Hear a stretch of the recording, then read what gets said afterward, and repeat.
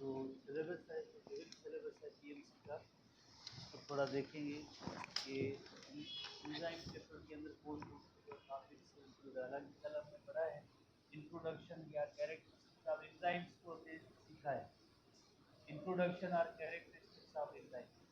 इसके बाद जो दूसरा टॉपिक है mechanism of action of enzyme, जिसके अंदर दो मॉडल्स हैं, factors affecting the rate of enzyme action या एंजाइम एक्टिविटी, और आखिरी टॉपिक है enzyme inhibition. Again learning objects के अंदर वही same, describe the distinguishing characteristic of enzyme in characters, को कल हमने पढ़े। Explain the mechanism of action of enzyme, यानी दो मॉडल्स हैं, इंड्यूस फिट मॉडल एंड कील ऑफ मॉडल है। Describe the effects of factors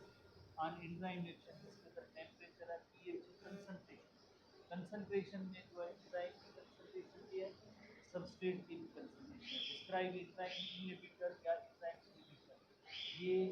हमें टॉपिक जो है डिस्कस करने इस पेपर के अंदर पाए जाते हैं। टॉपिक तो ये है, कौन सी एडिशनल पॉइंट्स को भी हम देखेंगे इस एंजाइम सेक्शन के अंदर। तो कल हमने जैसे एंजाइम की स्ट्रक्चर के हवाले से थोड़ा बहुत डिस्कस किया था। आज हम फर्दर जैसे देखते हैं कि एंजाइम जो है, हालांकि स्ट्रक्चर कोई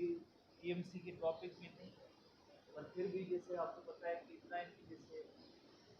दो जो है दो स्ट्रक्चरल पॉइंट ऑफ व्यू से देखा जाए,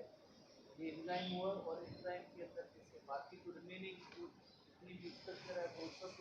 शेप ऑफ एंजाइम को मेंटेन करने के लिए एक खास पॉइंट है जिस जगह पे आपकी सबस्ट्रेट बाइंड हो सकती है, और इस खास पॉइंट या प्लेस को हम कहते हैं active site of enzyme. Place या पॉइंट होती है, इस पॉइंट को हम कहते हैं active site of enzyme. Active site of enzyme एक ऐसी स्ट्रक्चर होती है जो कॉम्प्लीमेंटरी टू द सबस्ट्रेट होती है, कॉम्प्लीमेंटरी टू द सबस्ट्रेट होती है। जब तक ये कॉम्प्लीमेंटरी टू द सबस्ट्रेट नहीं होगी तो कोई भी कैटालिसिस का प्रोसेस नहीं होगा। सबसे पहले ज़रूरी है कि सबस्ट्रेट और एंजाइम एक दूसरे के कॉम्प्लीमेंटरी या बाइंड होंगे तो फर्दर कैटालिसिस का प्रोसेस होगा। और इस सबस्ट्रेट और एंजाइम के हवाले से कल हमने जैसे पॉइंट इसमें नोट किया था कि इसके अंदर एंजाइम के अंदर कुछ पॉलीपेप्टाइड साइड इफेक्ट्स होते हैं, इनकी कॉम्प्लीमेंटरी बाइंडिंग जो होनी चाहिए, कॉम्प्लीमेंटरी चार्जेस होनी चाहिए जो सबस्ट्रेट के साथ बाइंड हो। तो इन पॉइंट्स को हम कहेंगे binding site.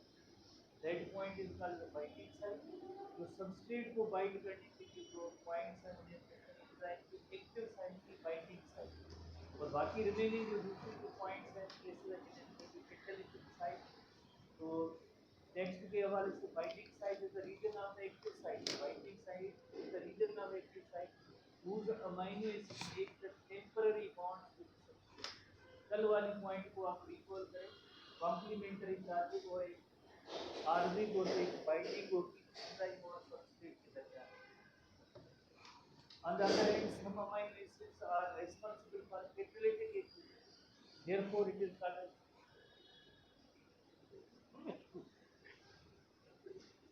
therefore it is called as catalytic site। इस वजह से इसे कहते हैं catalytic site होता है, इस वजह से इसे कहते हैं catalytic site। अगेन एक इलस्ट्रेशन के बाद है, इसमें हम सीखने की कोशिश करेंगे। जैसे ये एंजाइम है, फॉर एग्जांपल एंजाइम के अंदर ये एक्टिव साइट है, एक्टिव साइट के अंदर एक तो पॉइंट या प्लेस होगी जिसे कहेंगे बाइंडिंग साइट। फॉर एग्जांपल यहाँ की चार्जेस और यहाँ की चार्जेस एक दूसरे के साथ कॉम्प्लीमेंटरी होंगी तो हम कहेंगे कि ये सबस्ट्रेट इसके साथ आगे बाइंड हो सकती है। सब के सब जो ऐसे इफेक्ट नहीं होते हैं, कॉम्प्लीमेंट्री चार्जेस होगी वही इसके साथ बाइंड करेंगे। दूसरी पॉइंट या जगह जो एक्टिव साइट की होती है जिसे हम कहते हैं कैटालिटिक साइट होती है, इसका काम है reduce the chemical activation energy, तो इस वजह से हम कहेंगे कि ये कैटालिटिक साइट है। तो किसी भी एंजाइम के हवाले से अगर हम देखें, बाकी रिमेनिंग जो पॉलीपेप्टाइड चेन्स होती है वो जस्ट एंजाइम की शेप को मेंटेन करने के लिए होती है। और ये जो पॉइंट है ओवरऑल कंप्लीटली इसे कहेंगे एक्टिव साइट। और एक्टिव साइट के अंदर यहाँ पे सबस्ट्रेट आके जिस पॉइंट पे आके बाइंड होगा उन्हें हम कहेंगे बाइंडिंग साइट। रिमेनिंग जो पॉइंट्स या प्लेस ऑफ एक्टिव साइट होती है उसको कहेंगे कैटालिटिक साइट, जिसका काम होता है कि reduce the chemical activation energy. इस तरह से जो एक एंजाइम की पर्टिकुलर एक शेप या स्ट्रक्चर होती है। उसके बाद हम नेक्स्ट एक एडिट आएंगे, हालांकि वो पीएमसी के सिलेबस में नहीं है, पीएमसी के सिलेबस में नहीं है, पर हम कोशिश करते हैं इसको थोड़ा सा स्टेबिलिटी चार्ट में देख के इसको थोड़ा सीखने की कोशिश करते हैं कि एंजाइम जो है, एंजाइम से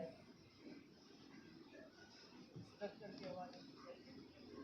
के हवाले से कौन कौन से उसमें पार्ट्स होते हैं। एक एंजाइम ऐसे होते हैं जो सिर्फ और सिर्फ जो प्रोटीन पार्ट के बने होते हैं, उन्हें सिंपल एंजाइम जो पढ़ चुके हैं। दूसरे एक ऐसे एंजाइम होते हैं जिन्हें कहते हैं होलो एंजाइम या कॉन्जुगेटेड एंजाइम, जो हमने कल पढ़ा था। होलो एंजाइम या कॉन्जुगेटेड एंजाइम होगा तो उसके अंदर प्रोटीन पार्ट तो जरूर होगा, पर एक नॉन प्रोटीन पार्ट भी होता है। एक प्रोटीन पार्ट होगा और दूसरा होगा नॉन प्रोटीन पार्ट। प्रोटीन तो मस्ट है, पर उसके साथ एक नॉन प्रोटीन पार्ट भी होता है। प्रोटीन पार्ट अब होलो एंजाइम, ये हेडिंग हम जो बना रहे हैं ये होलो एंजाइम की है या कॉन्जुगेटेड एंजाइम की है। होलो एंजाइम या कॉन्जुगेटेड एंजाइम, होलो एंजाइम या कॉन्जुगेटेड एंजाइम की कहते हैं, बिकॉज सिंपल एंजाइम जो होते हैं ओनली एंड ओनली प्रोटीन के बने होते हैं। सिंपल एंजाइम्स जो होते हैं वो ओनली जो है प्रोटीन के बने होते हैं। ये जो इलस्ट्रेशंस यहाँ पे हम बना रहे हैं ये सिर्फ होलो एंजाइम या कॉन्जुगेटेड एंजाइम को डिस्क्राइब करते हैं। होलो एंजाइम या कॉन्जुगेटेड एंजाइम के अंदर प्रोटीन पार्ट होगा, उसे देखें apo enzyme. Protein part is called apo enzyme. Holo enzyme के अंदर जो प्रोटीन पार्ट होगा उसे देखेंगे apo enzyme. Non protein part होगा उसे कहेंगे को फैक्टर देंगे। Non protein part is called cofactor. Non protein part is called cofactor. Further जो को फैक्टर है उसकी जो आगे दो टाइप्स होती है। एक को फैक्टर अगर इनऑर्गेनिक आयंस हो, मेटेलिक कोई आयंस हो, इनऑर्गेनिक आयंस हो, या ऐसे भी हो सकता है कि को फैक्टर में भी ऑर्गेनिक, प्रोटीन की बात नहीं हो रही, ऑर्गेनिक इनऑर्गेनिक डिवीजन है। को फैक्टर में भी इनऑर्गेनिक आयंस, ये भी ऑर्गेनिक पार्ट। इनऑर्गेनिक आयंस भी हो सकते हैं, ऑर्गेनिक पार्ट भी हो सकता है। इनऑर्गेनिक आयंस के अंदर मेटेलिक आयंस भी हो सकते हैं, तो जिनका एक रोल होता है एक्टिवेटर्स का। They play the role of activator. Activator जैसे हमने कल भी एग्जांपल दिया था कि सिंपल एक्टिवेटर का कार्बोनिक हाइड्रोजन, और ये एक्टिवेटर तब बाइंड होते हैं जब सबस्ट्रेट और एंजाइम जो आपस में बाइंडिंग होगी तो उसके साथ एक्टिवेटर आपकी बाइंड होगी, कैटालिसिस होगी। कैटालिसिस होने के बाद जो है ये सेपरेट या डिटैच हो जाते हैं, अलग हो जाते हैं, वरना हर वक्त साथ कनेक्टेड नहीं होती, सेपरेट या डिटैच हो जाएंगे। सेपरेट या डिटैच हो जाएगा। कौन सा पार्ट डिटैच होगा? ये जो इनऑर्गेनिक आयन का पार्ट है, परमानेंट बॉन्डेड चेंज का इनऑर्गेनिक का जो पार्ट है सेपरेट या डिटैच हो जाएगा। तो ये इन्हें हम कहेंगे एक्टिवेटर्स कहेंगे। अब हम ऑर्गेनिक पार्ट की तरफ आते हैं। ऑर्गेनिक में आगे दो कैटेगरीज हैं। एक ऑर्गेनिक पार्ट में भी को एंजाइम, ऑर्गेनिक पार्ट जो को एंजाइम भी हो सकते हैं, और ऑर्गेनिक पार्ट जो प्रोस्थेटिक ग्रुप भी हो सकता है। ऑर्गेनिक पार्ट जो है प्रोस्थेटिक ग्रुप भी हो सकता है, प्रोस्थेटिक ग्रुप भी हो सकता है। प्रोस्थेटिक ग्रुप ऑर्गेनिक पार्ट में भी को एंजाइम, जैसे आपने पढ़ा होगा कि को एंजाइम की एग्जांपल जैसे NAD is a coenzyme, FAD is a coenzyme, they are the derivatives of the vitamins, vitamin derivatives है, vitamin से है या ड्राइव होते हैं। और ये भी किस तरह से आपको पता है, जैसे एक्टिवेटर्स की सिचुएशन है वो सेम है, हमारे बुक के अंदर लिखा हुआ है कि सेम का मतलब है कि पहले अलग होते हैं, जब सबस्ट्रेट और एंजाइम बाइंड होते हैं तो जैसे कोएंजाइम जो होगा उसके बाद कैटालिसिस के बाद वो सेपरेट हो जाता है। सेम जिस तरह से एक्टिवेटर क्या है ऑर्गेनिक पहले बाइंड होते हैं और उसके बाद अलग होते हैं, सेम तरीका वो भी कोएंजाइम का होगा। कोएंजाइम को ड्राइव फ्रॉम वाइटामिन जैसे NAD से ड्राइव फ्रॉम वाइटामिन B2 और FAD जो है वाइटामिन से ड्राइव होता है। प्रोस्थेटिक ग्रुप जो होता है ये परमानेंटली बॉन्डेड होता है, परमानेंटली बॉन्डेड होता है एंजाइम के साथ। फर्क देखें, परमानेंटली बॉन्डेड होगा, कोवेलेंटली बॉन्डेड होगा, विद एंजाइम स्ट्रक्चर। एंजाइम की जो स्ट्रक्चर होगी उसके साथ परमानेंट बॉन्डेड है। एक्टिवेटर टेम्पररी है, को एंजाइम टेम्पररी है, और प्रोस्थेटिक ग्रुप जो परमानेंटली बॉन्डेड है। बुक का एक एग्जांपल है कि जैसे एक पोरफायरिन रिंग, पोरफायरिन रिंग जिसके अंदर सेंटर में एग्नीशन होता है और क्लोरोफिल मॉलिक्यूल में ऐसी कंडीशन मौजूद होती है। ये तो जस्ट एक एग्जांपल है, पर जैसे हीम जो होता है, हीमोग्लोबिन के अंदर हीम ग्रुप होता है, उसके अंदर भी आपको पता है पोरफायरिन पायरोड रिंग्स होती है, टेट्रा पायरोड। इसी तरह से जो हमारे बुक के अंदर आखिरी पॉइंट्स है काफ़ी सारे ऐसे एंजाइम्स हैं जिनके अंदर जो है ये 4-5 की रिंग होती है वो प्रोसेस होती है। काफ़ी सारे ऐसे एंजाइम होते हैं जिनके अंदर 4-5 रिंग होती है ना प्रोसेस परमानेंटली वो साइज होती है। एंजाइम के अंदर जो है 4-5 एंजाइम के अंदर प्रोसेस जो है वो 4-5 परमानेंटली मॉडिफाई जल्दी डिवीजन का तो हमारे में नहीं है हमारे से लिखा हुआ है 4-5 तो आप इसे रिलेटेड चार्ट आइडेंटिफाई कर सकते हैं होलो एंजाइम या एसोसिएटेड एंजाइम प्रोटीन पार्ट होता है उसका नाम प्रोटीन पार्ट होता है नाम प्रोटीन पार्ट इसका दो पेंटर प्रोटीन का अंदर दो पेंटर इनआर्गेनिक होते हैं इनआर्गेनिक में देखा जाए तो आइंस होते हैं नेचुरल आइंस होते हैं तो एंजाइम एक्टिवेटर के तौर पे इसका रोल होता है ऑर्गेनिक के अंदर फर्दर दो ग्रुप को एंजाइम होते हैं वो एंजाइम की आर्गेनिक तो कैटेगरी पर आपको इंपॉर्टेंट होता है उसके अंदर जैसे 4-5 का जो एक्चुअली जो है 4-5 इस पार्ट ऑफ सर्टेन इवेंट का तो इस तरह से ये टॉपिक होती है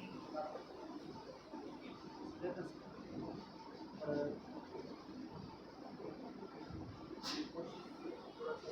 करने जैसे का को एंजाइम को देखने का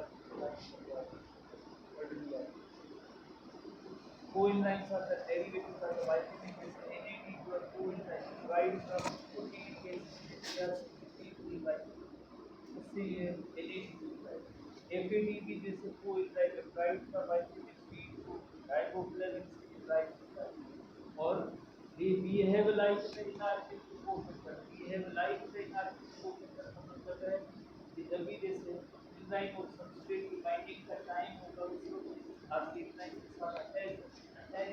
time of substrate binding catalysis हो जाएगी इसके बाद ये अलग हो जाएगी सेपरेट हो जाएगी डिक्रीज हो जाएगी जैसे फॉर एग्जांपल ये देखें एक एपो एंजाइम पार्ट है प्रोटीन पार्ट है ऑफ एंजाइम एपो एंजाइम जब प्रोटीन पार्ट ऑफ एंजाइम ये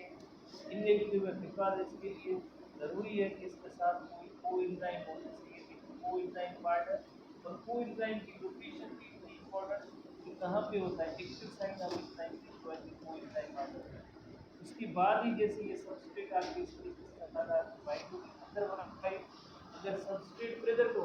कोएंजाइम ना हो तो ये ऐसा कैटालिसिस का प्रोसेस नहीं सकता है और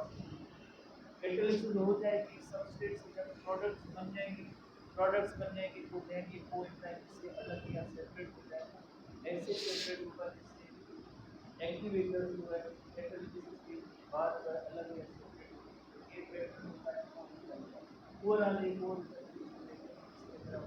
सीखने की कोशिश करेंगे हालांकि काफ़ी तो नहीं है ओवरऑल तो 3 टाइप्स की जो आती है जिसके अंदर जैसे होलो एंजाइम ऐसे भी हो सकता है एपो एंजाइम प्लस को एंजाइम प्रोटीन में पड़ा है आल्फा पार्ट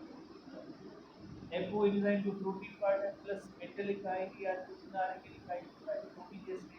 ये होलो एंजाइम की category apo enzyme plus metallic ion जो एक्टिवेटर्स हैं ये सेपरेट हो जाते हैं अलग हो जाते हैं कैटालिसिस के बाद परमानेंट जो है बॉन्डेड एपो एंजाइम प्लस को एंजाइम ये भी कैटालिसिस के बाद सेपरेट हो जाते हैं पर apo enzyme plus cross category covalently bonded होते हैं परमानेंट होते हैं एंजाइम की स्ट्रक्चर के अंदर भी फर्क होता है ऐसे एंजाइम की एक्टिविटी वही सेम द होलो एंजाइम में भी एपो एंजाइम प्लस को होलो एंजाइम में भी apo enzyme plus holo enzyme में भी apo enzyme plus inorganic activator ये भी कैटेगरी होलो एंजाइम तो सबसे ज़्यादा एक सिंपल जैसे मेजर है जैसा सकते हैं कि होलो एंजाइम फर्क भी इनके में क्या है एपो एंजाइम प्लस को एंजाइम कैटालिसिस हुई अलग हो apo enzyme plus inorganic catalysis हुई उसके बाद ये अलग हो पर एपो एंजाइम प्लस को कैटेगरी होगा जैसे कोवेलेंटली बॉन्डेड होगा जैसे 4-5 इंजीनियरिंग का सर्टेन एंजाइम वो होलो एंजाइम और क्रॉस कैटेगरी तो होपफुली आपने इसको लर्न किया होगा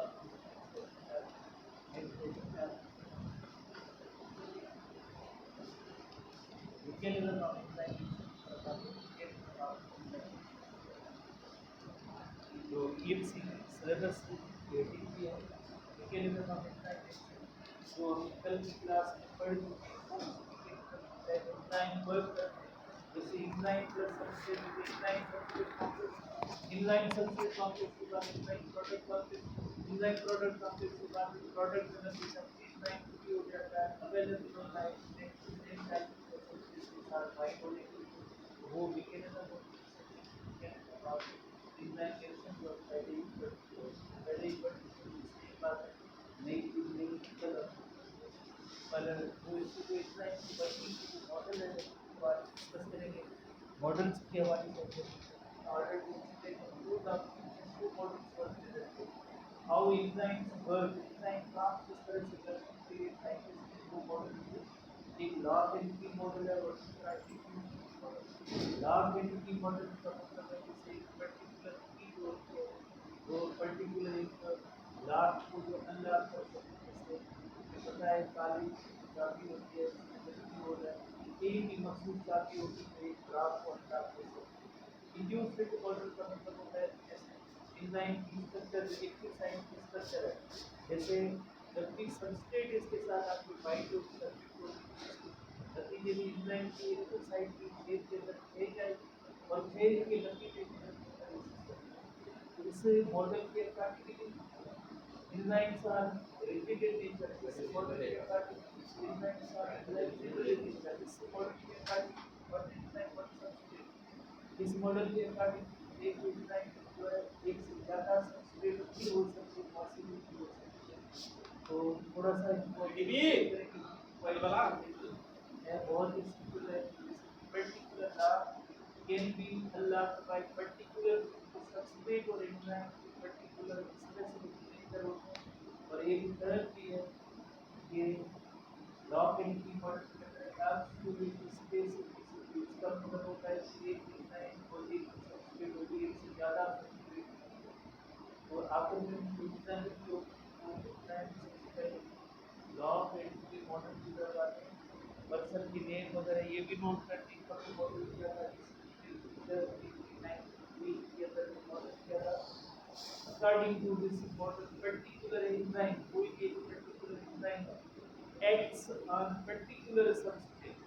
particular enzyme particular substrate से act कर सकता है ऐसा क्यों होता है इसका नाम एक्टिव साइट ऑफ एंजाइम करके बनाएंगे इसमें हमने देखा था हर एक एंजाइम की जो एक्टिव साइट होती है वो डिफरेंट टाइप की वायरल है डिफरेंट टाइप की सबस्ट्रेट होगी वो भी ज़रा डिफरेंट होगी तो इस वजह से पर्टिकुलर सबस्ट्रेट पर्टिकुलर सबस्ट्रेट को ये जो मॉडल है इससे भी like the particular log can be unlocked एक लॉग है इसको अनलॉक किया जाता है या ओपन किया जाता है इसके जरिए पर्टिकुलर की के जरिए एक निकाले काफी लॉग को unlock This theory depends upon the physical contact between substrate and enzyme body. Physical contact between substrate और enzyme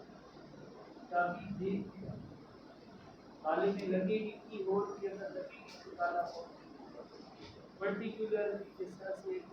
फिजिकल कांटेक्ट इसके दरमियान सबस्ट्रेट और एंजाइम उसके बाद ही देखा जाता है कि कॉम्प्लीमेंट्री चार्जेस को बनती है पहली बात उसकी शेप कॉम्प्लीमेंट्री चार्जेस कोई कैटालिसिस होगी वरना ऐसे ही होगा कई ऐसे लाख होते हैं जिनके अंदर एक से ज़्यादा चाबियाँ कई ऐसी सबस्ट्रेट होगी जो एक साइड से रिजेंबल करें कैटालिसिस तब होगी जब कॉम्प्लीमेंट्री चार्जेस का होना जरूरी होता है वरना कोई केमिकल रिएक्शन ऐसे ही जिस तरह से एक काले के अंदर जो तीन चाबियां अंदर पास कोई केमिकल को जल जाते हैं फर्दर डिस्क्रिप्शन के अंदर the active side of enzyme is stiff tissue जैसे कुछ देर पहले हमने पढ़ा था शेप का मतलब क्या है कुछ एक साइड स्ट्रक्चर के कुछ ऐसे एंजाइम हैं जिनको एक्टिव साइड का शेप स्ट्रक्चर है, तो हर एक एंजाइम जो एक्टिव साइट होती है वो डिस्टिंक्ट शेप की होती है, पर्टिकुलर शेप की होती है और वो रिजिड होती है, उसके अंदर कोई चेंज नहीं आ सकती, रिजिड होती है। वो चेंज नहीं आ सकती तो इसका मतलब है किसी पर्टिकुलर सबस्ट्रेट भी ओनली उसके अंदर वो बाइंड हो सकती है, बाकी किसी जो है दूसरे सबस्ट्रेट के नहीं हो सकती है। ओनली पर्टिकुलर सबस्ट्रेट के साथ बाइंड हो सकती है, इसी तरह शेप जो उसकी जो है distribution of charge is complementary to the substrate, ये जरूरी है। लाइक कैसे log into log into where the log knows and to key कभी कभार ऐसे होता है कि जैसे हमारे हम कहीं रुक जाते हैं या घूम जाते हैं बना के किसी मेंबर से मिलने के लिए हम कोशिश करते हैं कि हो सकता है सारा पाएगा जो ना तो मैं चप्पल का वो फील होती है तो उसके अंदर ये अच्छी है ना जल्दी में पाएगा तो कुछ चीज़ ऐसी होती है सारे बिल्कुल एक करते हैं कुछ चीज़ ऐसी होती है सारे खाने लेकर क्लास में भाई खाने लेकर हियर एंड लॉक एंड वो वेरी पर catalysis नहीं। Similarly, enzymes are complementary by chले जो तो वो होता है enzyme के अंदर substrate भी हो सकता है ये provide technically even there is भले उस डेसिकेशन पर ये enzyme है और ये substrate है ये इसके साथ आगे मसले फिट हो catalysis नहीं उसके लिए क्या जरूरी है, उसके लिए जरूरी है कि हम complementary कार्य को catalysis होती बैठा these enzymes work in an absolute exclusivity, इसका मतलब है कि one substrate होगी हर एक एंजाइम जैसे फॉर एग्जांपल कल हमने जैसे पढ़ा था लैक्टोज जो है उसकी लैक्टोज के ऊपर लैक्टेज एंजाइम होगा ऐसे नहीं होगा कि लैक्टेज एंजाइम जो है माल्टोज को जाके डाइजेस्ट करेगा ब्रेक only and only जो लैक्टेज एंजाइम का काम पर लैक्टोज की डाइजेशन माल्टेज एंजाइम का काम है माल्टोज को ब्रेक करना है डाइजेस्ट करना है इसे कहते हैं only one substrate ये इसे कहते हैं लॉग और मतलब और थोड़ा अंदाजा हो जाए जैसे फॉर एग्जांपल सबस्ट्रेट वो पी के बराबर है उसके अंदर जैसे थोड़ा सा डिफरेंस सही पैटर्न ये है लाभ जो होता है वो टाइम क्योंकि आपको पता है लाभ जो है कंपेरेबल है एक्टिव साइड ऑफ टाइम की होल है की होल जिसके अंदर की फिट होती है की होल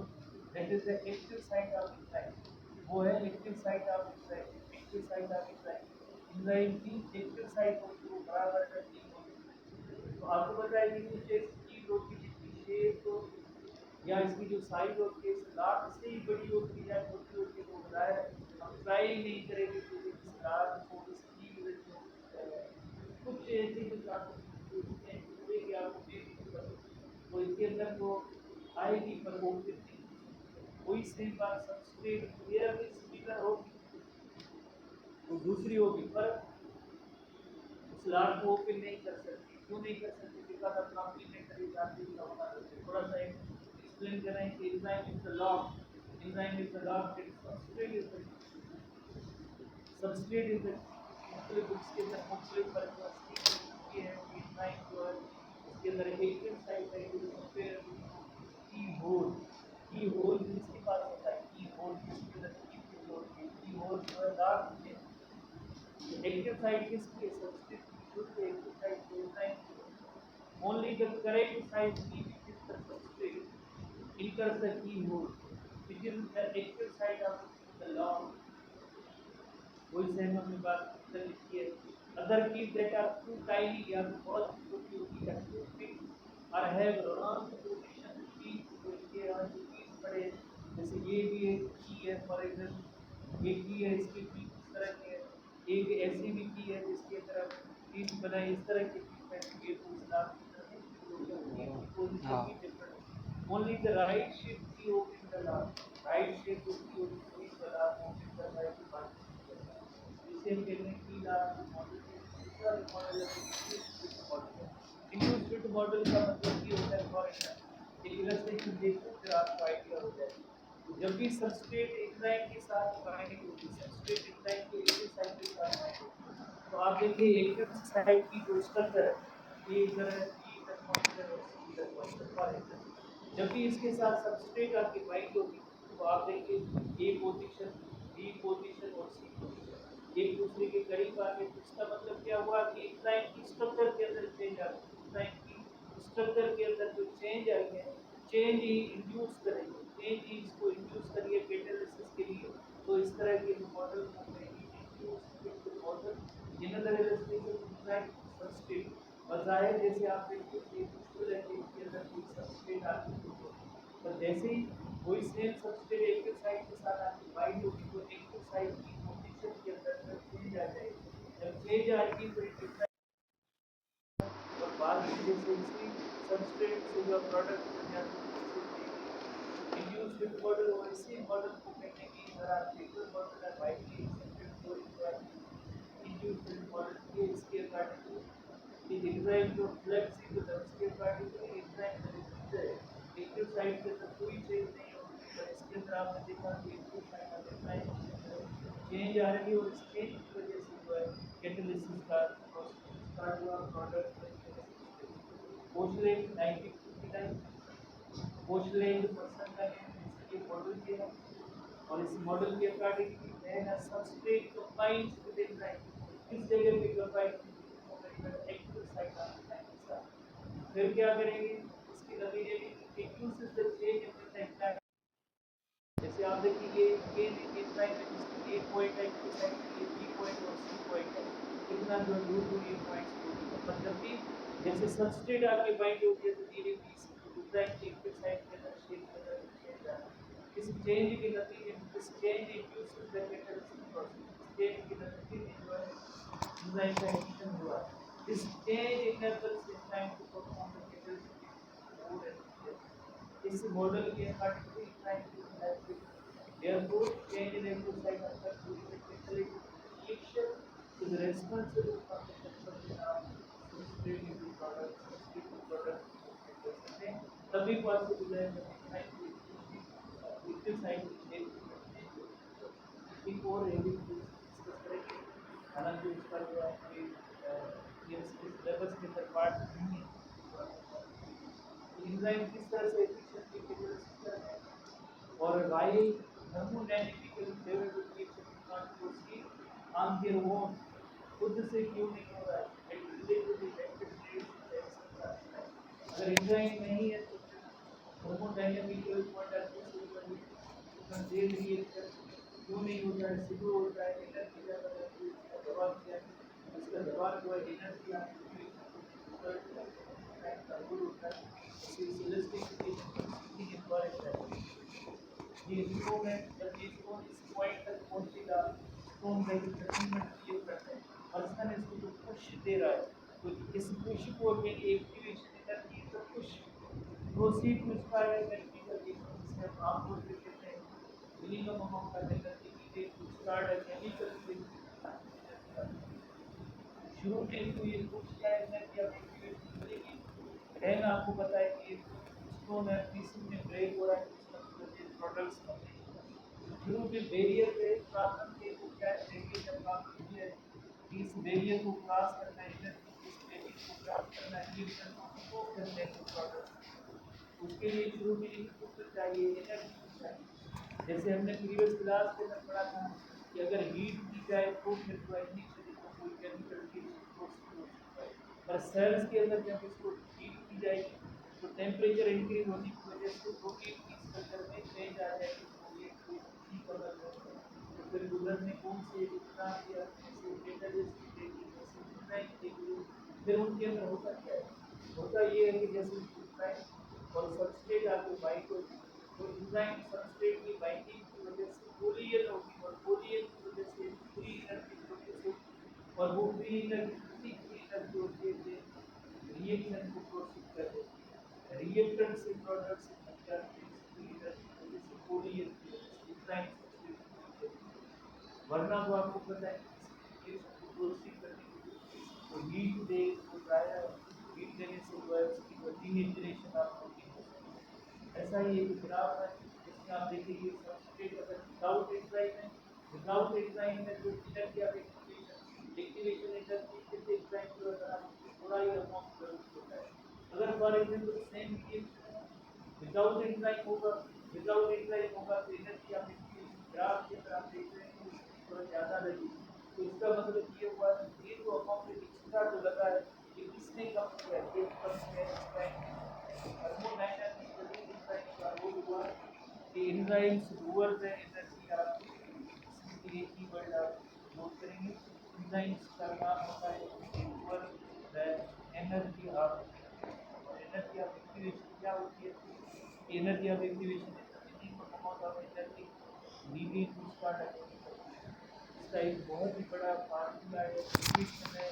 हम जैसे बंदे जो है एनर्जी ऑफ एक्टिवेशन का की सकते हैं, इतना बड़ा फार्मूला है, पूरा जो है प्रूव भी किया कि किस तरह से एनर्जी ऑफ एक्टिवेशन का वर्क होता है। इतना ही बता दें कि एंजाइम लोअर द